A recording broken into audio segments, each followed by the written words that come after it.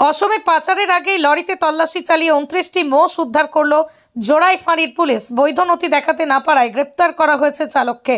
রবিবার রাতেই ঘটনাটি ঘটে অসম বাংলা সীমানা সংলগ্ন বক্সিরহাট থানার ভাঙা পাখড়ি নাকা পয়েন্টে। পুলিশ জানিয়েছে ধৃতের নাম জাংসের আলী, তার বাড়ি অসমের বড়পেটাতে। ধৃতকে আজ তুফানগঞ্জ মহকুমা আদালতে পেশ করা হয়েছে। আকাশ ছোঁয়া ইটের দাম, বাড়ি তৈরিতে দিচ্ছে বাধা। তবে ইট কেন, সিমেন্ট ব্লকে তৈরি করুন, খরচ হবে আধা।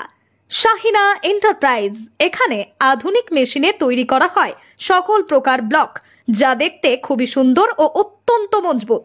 সুলভ মূল্যে ব্লক পেতে দ্রুত যোগাযোগ করুন 9844468001 অথবা 8436885659। Okhrabari, Shahina enterprise, Gitaldaha road. জংশের আলী, আসাম বরপেটার লোক।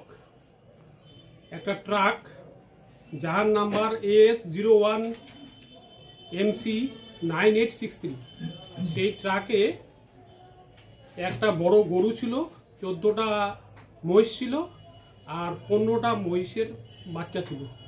এগুলা অবৈধভাবে পাচার করছিল, নিয়ে যাচ্ছিল। বক্সিরহাট থানার পুলিশ নাকা চেঙ্গে ধরে, তারপর ধরে তাকে অ্যারেস্ট করে এই জংশের আলীকে আজকে কোর্টে প্রেরণ করেছে। এবং যেটা দেখা যাচ্ছে তার কাছে তাদের আরও সঙ্গী সাথী আছে এবং এরা এই অবৈধ পাচার কাছের সঙ্গে জড়িত। গরু পাচার করে, মেনলি গরু মহিষ অবৈধভাবে বিভিন্ন জায়গা থেকে চোরাই পথে পাচার করছে বিভিন্ন বাংলাদেশে। তো তাদের আরও সঙ্গী সাথী আছে, তাদেরকে ধরার জন্য এবং কোথায় কোথায় গরু মহিষ রেখেছে আরও, সেগুলোর খোঁজখবর করার জন্য পুলিশ একে রিমান্ডে নিয়েছে।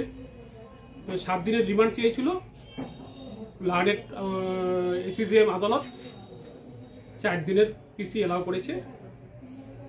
সেটা তাকে ওই 3 তারিখ, জানুয়ারি মাসের 3 তারিখে তাকে আবার কোর্টে তোলা হবে।